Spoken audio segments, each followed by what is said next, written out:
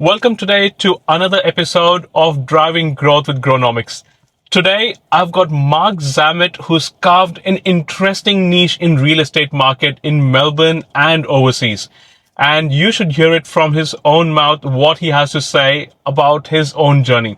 Mark, welcome to the show. Tell everyone who doesn't really know much about you. I know a lot of people know you already. You're a superstar. But tell people who don't know much about you what you do and how you do it.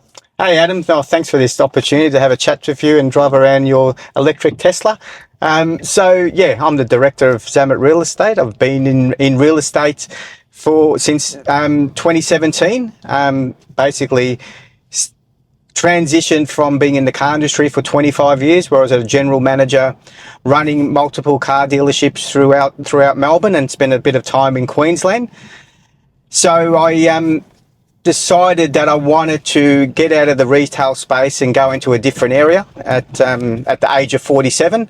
A lot of people thought I was mad, leaving a good paying job with a company car and fuel and going to work in a suit every day. But I thought, you know what, I've always had a passion for real estate, being an avid investor myself, buying property. Bought my first property when I was 19 years old, and built a portfolio up to, we had 5 properties at one stage. And I've always had a passion, had a civil engineering background as well. So I studied civil engineering, and unfortunately when I finished my diploma and was going to do my degree, we had a recession that, wasn't meant to happen, but it happened, and there wasn't work in the building game. So there was always work in sales. So I started in sales and progressed from there. And then using my management skills that I've learnt over the years, my people skills with, probably transacting 30,000 cars over that 25 years with my sales team, said, I want to put my knowledge and my people skills together to help people invest in property, whether it's for themselves, to invest for the owner occupy, buying a development site, to do land subdivisions, because that's where I cut my teeth in real estate. So I commenced work selling broad acreage. So we're driving around, Merrifield, Mickleham at the moment. So I spoke to a lot of farmers over the years here, where I listed their property to sell to developers and investors to do large land subdivisions, and did that up to really 2022, where I work for a company. Obviously, we all know about COVID. Got a bit difficult, and coming out of 2022, the gentleman that I work for said he didn't want to run his business anymore, and offered me to run the business. And I said, well, look, I was a licensed agent, and we decided to start Zammit Real Estate straight out of COVID. So that was even more daunting, really not working for 2 years, and then starting your own business and your own brand, and working it from nothing, not even having a website, not even having many leads, to what it is today, where we've got a website, a platform where people can explore over 1,000 different properties, to having no inquiries, to getting 50 inquiries every week, to getting no views on your website, to having 700 views a week on your website. So, and we've grown from there. And it's a family business. It's run with my wife, Joe, who's the other director and the marketing director. We've got a team overseas, and I've got my son Josh as well, that basically helps with everyday running of the business and sales for overseas as well. So this is very interesting, Mark, and very important for a lot of people out there. What you said was you started early. You bought your first house when you were 19, is that right? Yes, yeah. Yes. So how did you kind of evolve into that journey of investing in properties at that age, and then go from there, buying more properties, and now you're doing that as a profession? But how did it start at the age of 19? Tell us a little bit about that. Well, at the age of 19, we were planning to get married. We got engaged when I was 19, and we wanted to move into our own house at the time. So we actually wanted to buy in Mill Park at the time, but couldn't afford it. Now I'm talking, this is back in 1990, and a house in Mill Park was about 150,000, and I could only afford 120 $20,000, actually was that, sorry, $100,000 home. So I ended up buying a home in Craigieburn as my first home. So what I'm sort of explaining to people is there's a lot of people out there that want to buy a home but think they can't afford it, but they start looking homes that are out of their budget because they're comparing themselves to other people or what their parents might have.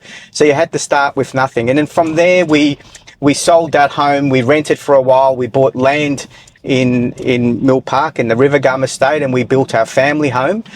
And from there, we, grew equity, and then we bought an apartment in Port Melbourne. We bought other properties and grew our portfolio because we could see that the future was in property. And we're talking back, Adam, interest rates back there, my first home, interest rate was 21%. Wow. Right? 21%. When I bought built our new home, it was 13.9% back then. And I remember going to the bank, and it was so hard to get a loan. And I remember the bank would only lend me $165,000 to build this house. We built the home, but it wasn't completely finished. We had no carpet, no heating, no driveways, no nothing. But we moved in, and still to that day, it's for our forever. It's our family home. And from that, the equity that we built in that, we bought other homes and made other good investment choices over the years. And so it's passion. It's sort of, and I like helping people on that same journey as well. People might say it's a bit harder today, but people are earning more money than what we were back then. Rates, we're talking about rates today at 6%. Well, try paying 13% back then. And as time progressed, that's what we did. Yeah. So, Mark, that is very interesting. For a lot of people who've not been through that journey, looking at interest rates at 21, 19, 13%, it's a different world. We can't imagine that today. But you grew up with certain fundamentals, certain foundation that people don't really have a lot of today, Yeah. When you advise people that buy your first home in a market, doesn't matter, just start somewhere. Yeah. But they still keep holding on to the dream of buying something that, they want it to be perfect, but that doesn't really happen all the time. Yeah. So tell us a little bit about that foundation. Like, what are strong fundamentals to build that kind of portfolio? Because you've got people who are looking to grow now, looking to invest in property and other places, and they're not able to. And what they lack is someone to tell them not the property side of things, but really the fundamental, the foundational parts, where how to manage your finance, how to kind of live within your means, how to kind of grow, what to look for, how to find the opportunity, the timing, the market, and all those things, right? So where did you learn all those things, and what can people do about it now? Look, I think, when people talk about their dream home, I think we should look at things in a different way. We all need a place to live. If you're not renting from someone, you can be living in your own home. And sometimes your dream home isn't something that's you can ascertain straight away. So I think it's about people taking the stepping stones to get to where they want to eventually be, and taking those steps along the way and being disciplined with other things. So I recall when we were younger, we didn't drive. I was fortunate enough to have a company car, but my wife didn't drive the flashiest car. We didn't go on any overseas holidays. We committed to the family to basically save and invest in property to secure our future. So I think people just need to look at things not just short term, long term, and it's in steps. And that, the equity that you build in that first home can get you to your second home, to your third home, and it may be, and then you'll get to your ideal home and your ideal location. I know of people that have spent a lot of money in their place of residence and then haven't been able to buy other property because they've got so much money tied up and such a big commitment in their place of residence. Then they're sort of maxed out with borrowing, because we can only earn so much money, and especially if you, with our tax system and so on, the more you earn, the more you pay. So you can only do so much. So it's just taking steps at a time, and just living really within your means. Because if we go back to, I'm from a European family, and what our parents did, they didn't have anything flash, but they grew through property. And I just look at people that grew through property, and I look at what they may have driven at the time and so on, because they're the things that actually make money. And then you've got plenty of time in your later years to buy those luxury things and go on those holidays. I always say to people, they say, you haven't been on a holiday. I said, the world's not going anywhere. Yeah. It's always going to be there. Yep. You go when the time's right, because I know you have to create memories, but you know, you can do other things with your money that's going to grow your wealth, and then in the future you could do those things. So that is very interesting. So it became your passion. You were interested in properties. You saw your parents do that. Now you were doing it all throughout your life. And all throughout your life, I think 25 years, you worked in the car industry, retail industry, being a general manager. You know, there's so many things that you've done, but then you never really got into the property market until you were 47. And you had to wait all this time to get into doing what you really love doing, properties, right? So tell us now, looking at your parents, looking at yourself when you started early, to the point after COVID when you started your own real estate agency, how has the market evolved? How does property investing look different to when it was, say, 1960s, 70s, 80s, 90s, and now? Like in last 5 years since COVID, property investment has kind of exploded, and everyone is trying to invest in properties in Australia, right? Locally, citizens of Australia, residents of Australia, but also overseas investors are coming in hordes, right? So what has really changed over the years now? So I think after COVID, a lot of people are realizing that, and especially what happened during COVID, we all thought the market was going to crash and property was going to crash, and it didn't happen. It went to the complete opposite. It actually went up in value, and the demand was there. You know, rates were low, obviously, which created a bit more of a hype. But there's people that bought in markets that have grown, and all over Australia as well. There's places that like Perth and South Australia and Southeast Queensland that has grown immensely. Yes. Melbourne has been a bit quiet, but the good thing about Melbourne, it's a good market to invest in now because it won't be like this forever. But I've seen the trends where people are sort of going away from those single dwellings to now and looking at options such as special disability accommodation, where they're getting a higher income and providing accommodation for people with disabilities and health conditions. People also looking at dual key co-living and rooming houses to try and get a higher income, because it's not all about the capital growth. Sometimes it's about the income that you're going to have come in to sustain those mortgage payments, especially with things that are going up and down. And we're going to have a short supply of accommodation. So there's less and less homes being built for accommodation. And we're getting into this market now. There's never going to be a short supply of people wanting to tenant a house. You know, you put something up for rent and you'll get, 50 people applying. So I think what's changing is people are looking at the returns they can get, looking at location and buying, even if it's buying within self-managed super, or buying as a partnership with other investors to get an asset that's going to give them a good income for the future. And because if you want to create financial freedom, if you've got an asset that pays you a good income, it's something that you can create, and it's going to help get that debt down over the years as well. And I think it's planning, thinking a long time forward. That's interesting. And one of the things is, earlier you said, how you've chosen this particular niche within real estate. I think a lot of real estate agents actually get stuck with common kind of general market, but you carved a niche for yourself. And this is something from marketing perspective is very interesting for me, because we've been taught, we have learned that you have to differentiate yourself. You have to position your business in a way where you stand out. And that is what you've done, not just with tactical marketing, but at the foundation with the roots.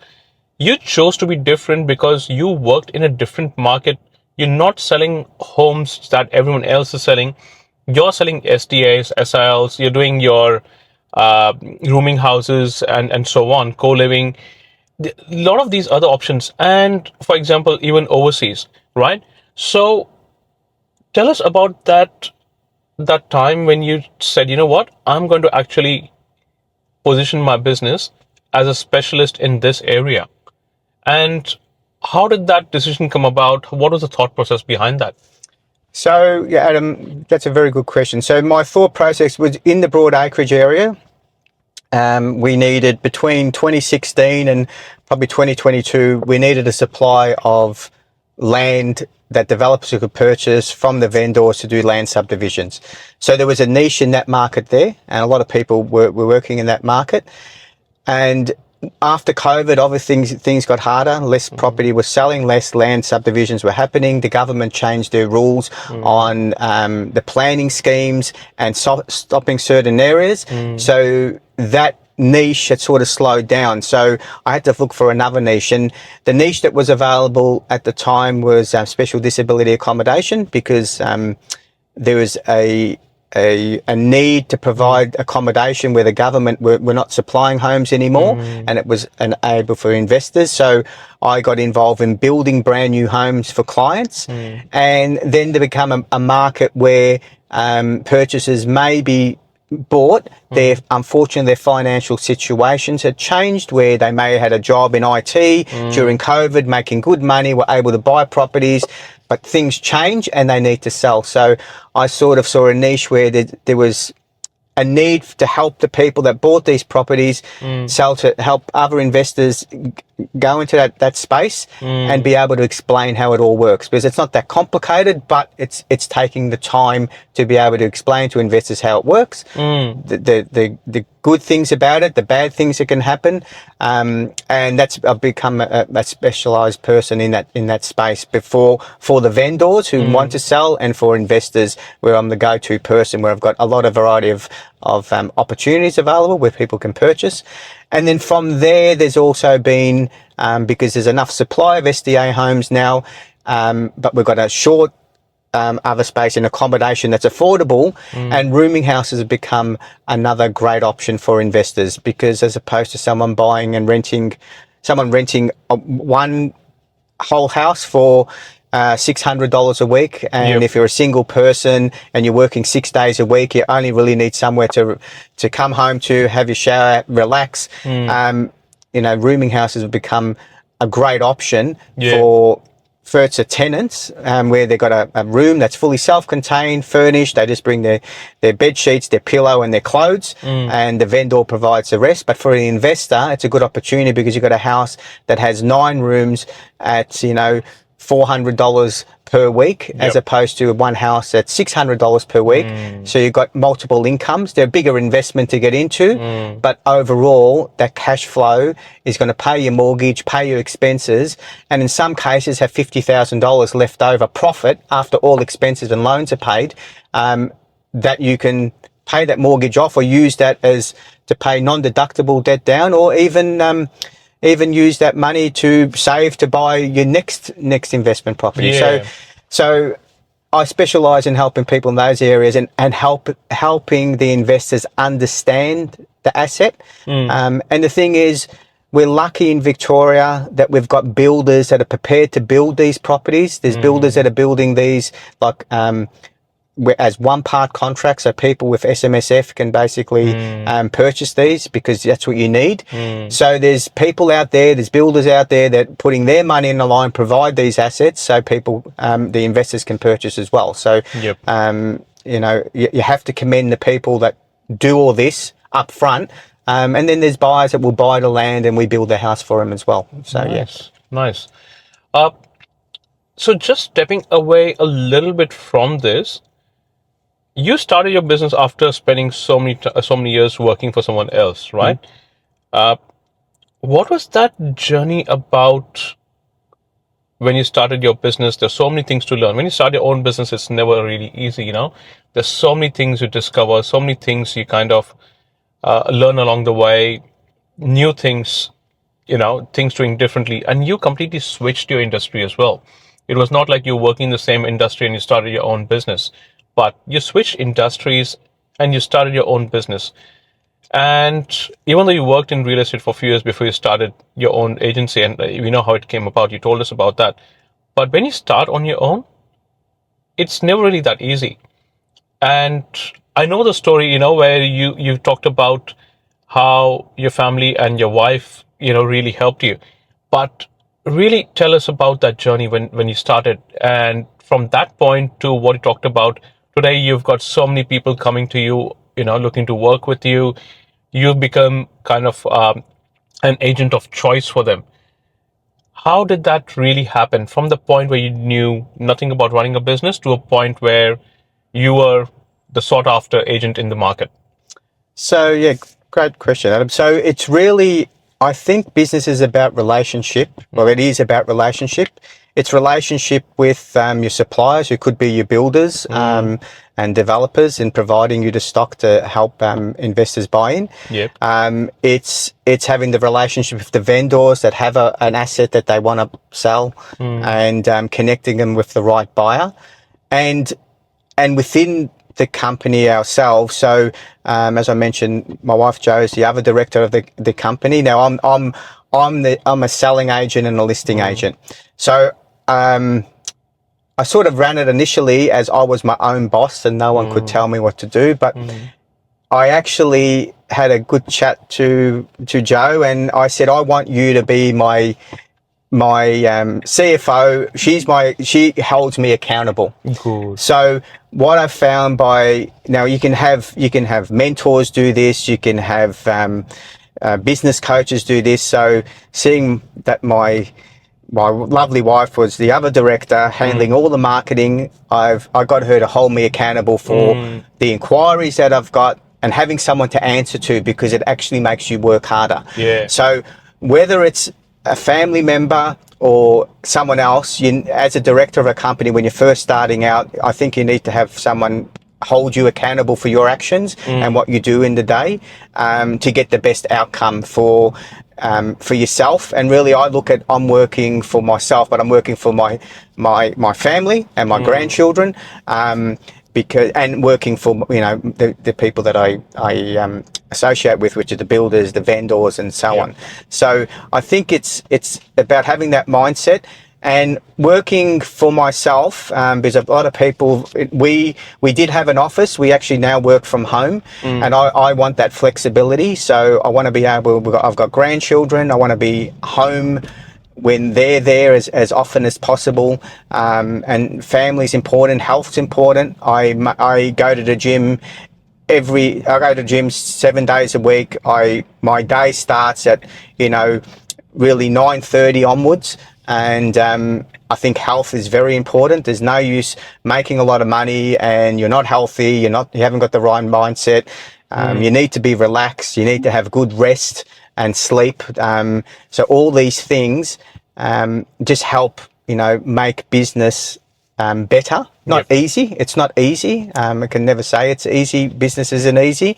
You go through your tribulations, you cash flow, but you just have to always have a healthy mindset and keep to the track and have really a accountability buddy. It can be anyone that holds you accountable for what you're doing, because sometimes I see there's a lot of people in business that just want to say they're in business, and you really talk to them, but they're in business, but they're not making any money. They say they're in business and they don't make money, but I think if you're going to go in business, you need to say to yourself, you have to make a certain amount of money.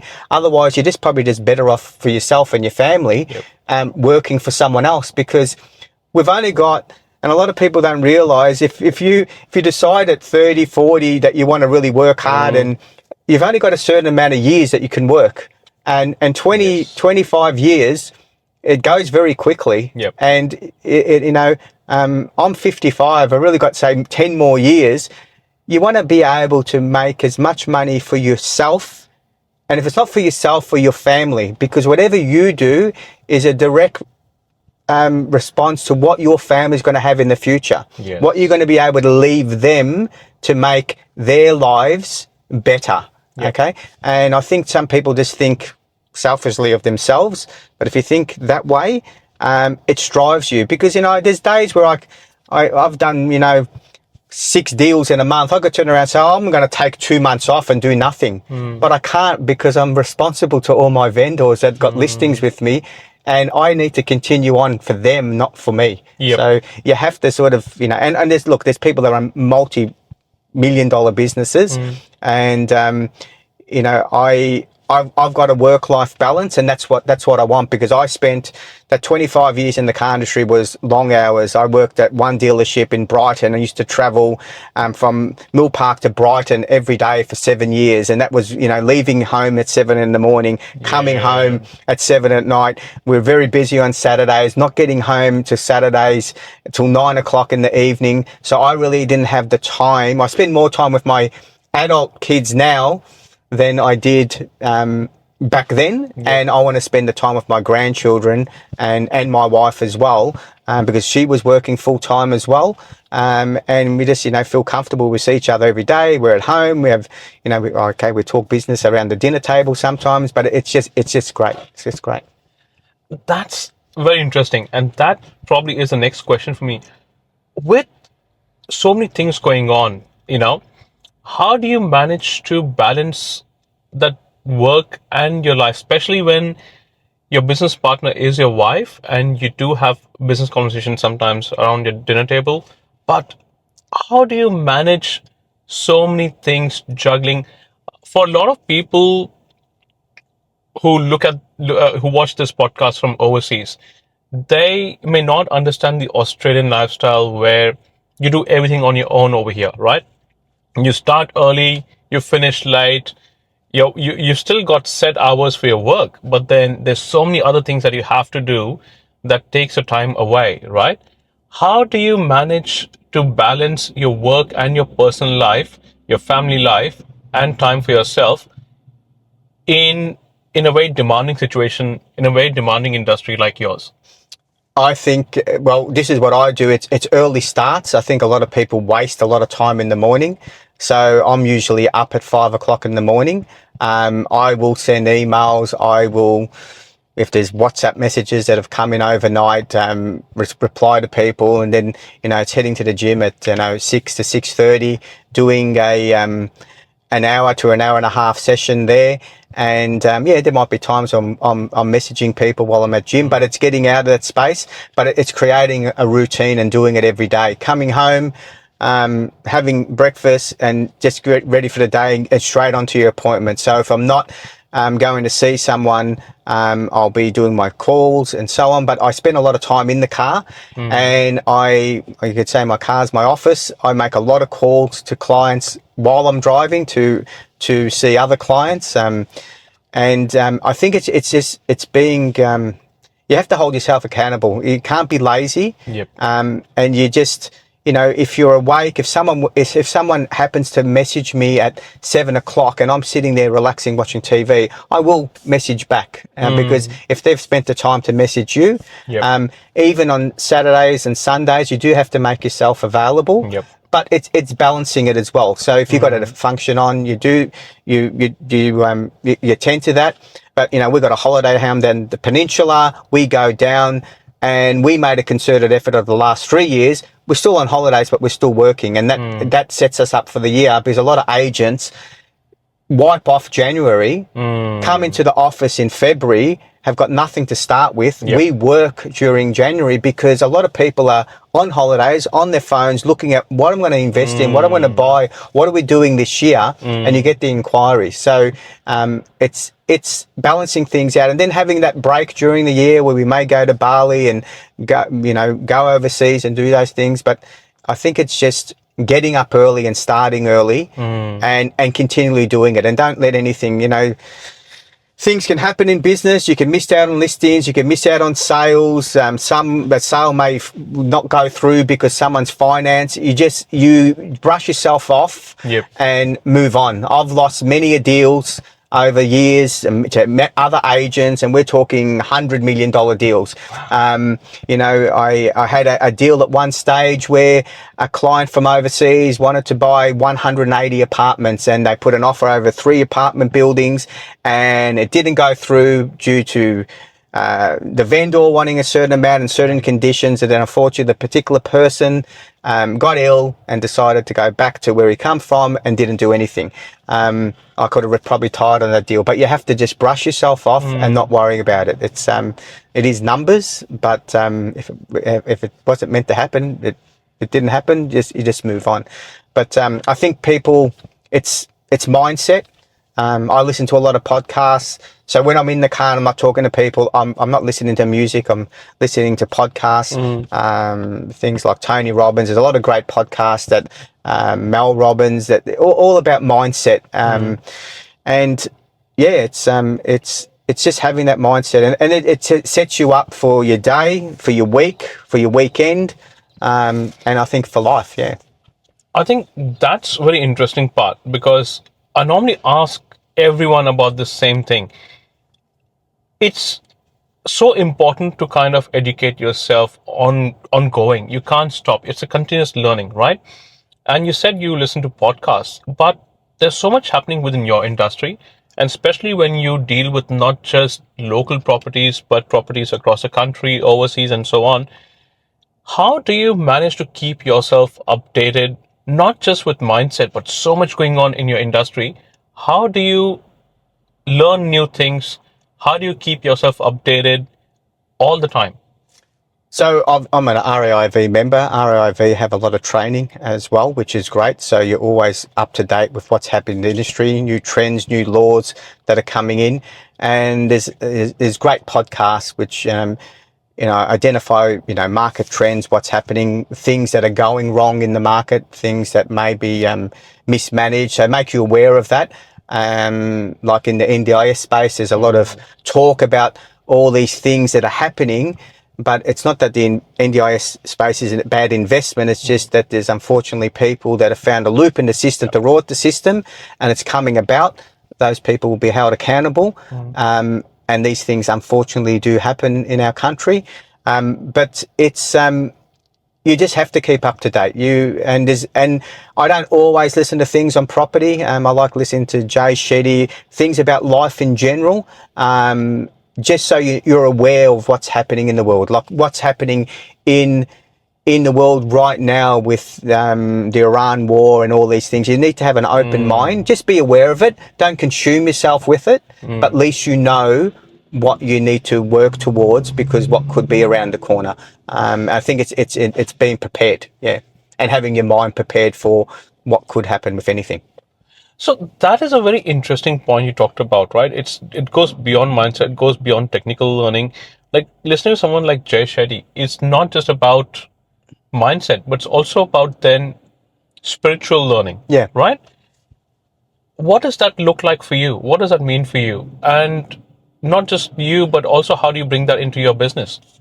I think it's just having a relaxed approach to whatever happens. It's listening to people's requirements and what they need, like vendors or builders, and understanding and helping people where they may feel they have a problem, and working through it to come to a resolution, where it might be someone had bought something that they can't afford now, finding another investor that needs that asset, sees the value in it, taking that stress off that person, and giving it to someone else who is not going to have that stress. Yep. And I think there's that happens in the market too, where people overcommit to things from maybe wrong advice or them not seeing things clearly. So it's just giving these people that balance. Because I've had a lot of people that even just ring me to talk to me about their situation. I've had vendors ringing me crying about the situation they're in and needing my help. And my heart bleeds for these people, but I in a calm way help them through the process of getting out of the situation they're in. Doesn't matter what it is. So I think you can't just look at your business as you're there to sell something to someone, or it's about we're people being passionate, compassionate, and offering that help. I do a lot of things that probably normal people wouldn't even do. Like, I help vendors that may have purchased something off me 18 months ago to have a situation. They can pick up the phone and I'll actually help them with the situation. Doesn't matter what it is. I don't say, well, I'd have brushed my hands off them. If you're a client of mine, you can ring me anytime and I'm there to help. So, and I think it's about that. It's about people. We're all people. People that want to strive for themselves and their families, and we need assets to do so. So it's just being there for everyone, I think. Yeah. I think the other thing, what is very impressive is considering how recent or how new your business really is. You went hard at marketing. I come across so many small business owners, or just business owners across different industries, across different sectors, and they never have the conviction in that marketing. Looking at you, what's inspiring is that at the age of 55, you've got your CRM on your mobile. You're calling people all across, whenever, and they're amazed by the fact that they're on your website, what they're looking at and things like that.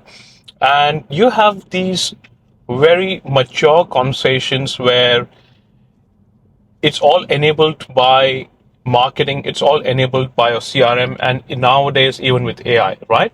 So tell us about that conviction where you're so proud of the fact that, you've got so many rankings for your website, you've got so many leads coming in, you've got campaigns going on. That pride that I see in you, and the conviction, and I know it's all because of your wife, but I when you talk about that, there's a small glint in your eye that's like, you're happy about that. And tell us about that, because there's so many business owners who don't have that kind of conviction in their marketing. Okay, so all the marketing that you see and everything that's created is, I have got my wife who's my marketing director, and I've got a team of 5 who are based in India that assist with all of this. So my answer to any person that's starting a business, you need a team around you to do this. If I had to take the time to put all the content together, and I just wouldn't be able to do it, because that's not my expertise. So you need to have, my niche is dealing with clients to help them buy a property, list properties, and being out there. My niche is in the marketing side of things. My niche is to bring the stock to the team. So with the developers that I work with, provide the stock that we can market, and then leave it to that team to do all that. And having all the processes. At one stage, my wife said, we have to start a website. I said, what for? Because I think at the time when I first started, I had 1 listing, and I was actually embarrassed to actually put a website up and have 1 listing. But from that has grown to like 1,000 properties on a site. So it's entrusting in other people to assist you, like someone like yourself, Adam, to entrust in you to be able to create all that. You can't do it on your own. You'll make an initial investment. Now, I know when we first started, someone quoted me like, I think it was $20,000 to build a website. My wife built it on her own initially, and then someone reached out from me via LinkedIn from overseas who assisted with that, and from them, their expertise in explaining what we should do, we connected with a CRM via Zoho. I used to keep all my leads in my notes and my calendar, and it's putting all these systems together in the background, so when someone makes an inquiry, they'll get an email that says, thanks for your inquiry, direct them straight to our website. They can look at whatever they've inquired about directly on the website. I can actually see when someone makes an inquiry via Zoho, it links that this person's gone to the site. And the funny, I think I mentioned this once before about him in a conversation, is ringing that person and say, oh, Adam, I see that you inquired about the SDA property in Thornhill Park, and you're looking at it right now on my website, and they say, how do you know that? I said, technology. So, and at least they get that email, and then if they want to reach out to you, I've had people call me because they've got that email and call me, and we, have a conversation and make a time to meet and go through the asset class. But you need that process, and you need to market yourself, but not just products, about what you do, about different things that are in the market. We've got a lot of books that we have that, tell people how to explain how to invest with SMSF, but they have to they get their own financial advice, how SDA works, providing all this information for people to understand, because not everyone who calls you is going to be in a position to do something now. Yes. And I think a lot of people think that every inquiry you get, they're going to buy now. We're talking about something that's between $500 to $2 million. Or, when I have clients that inquire about a penthouse, we're talking something that's $5 million to $25 million. Yep. People will take their time, but you have to nurture the process. Yes. But you have to have the back end there where those people that may not be ready still get that information from you organically every week, every month. So you're top of mind. So when they're ready, they reach out to you. And I've had a number of people that I may have spoken to 2 years ago that now purchase because they're ready. They've set themselves up. They got the information from me. They've sold other assets. They've got their deposit together, and they can move on whatever they're inquiring about. But you need that. And trying to do it on your own, you'll get bogged down in spending time, and you won't be able to do, if you're a finance broker, you won't be out there talking to people about finance. If you're a real estate agent, you won't be presenting properties. If you're a builder, you won't be building people's houses. You'll be working on your marketing. Yep. And then you look at the end of the month and you've said, I've spent all this time, I've worked all these hours, and I've made no money, because you've spent time in other areas where you can pay people or professionals to look after that for you to get you the result so you can do what you do best. Yeah, and that is so interesting, because investing in marketing, like we talk about it so much, but we are a marketing agency, right? So it's just different when we say it and when people talk about it. I think coming towards the end of this, I want to understand, if you were to start this business again, or if you were to go back in time and advise your younger self about the business, starting up and doing things now, what would you advise to yourself? Or if there's any other business owner who's starting out now, what would be your advice be to them about business, about marketing, about philosophy, spiritualism, customer service, everything? What would you tell them? Have a plan. Always be open to ideas from people, especially in the marketing space. Have a vision and work out where you want to be, and what you expect to earn. So if you've come out of a job that was paying you $150,000 and you go into business, if you're earning any less than that, well, you shouldn't be in business. You need to be earning more, because you got more responsibility as a business owner than as an employee. So I think it's putting all these things in place, and speaking to the right people. So you can start off on the right foot to start with. So you're not wasting time in 6 months in just preparing. You can, hit the road running and basically, get those runs on the board that earns you that income, so you can feel good about, being in business now. That's super important, because I look back from where we first started to where we are today. And without the team that I've got, I wouldn't be there today. You can't do it on your own. You need that supporting people around you to get you there. And last thing, if I asked you to pitch your business right now to everyone who's watching out there, anywhere, not just Australia, but anywhere else in the world as well, this is your 30 seconds. This is your 1 minute. Go for it. Tell everyone about what you do and how they can get in touch with you.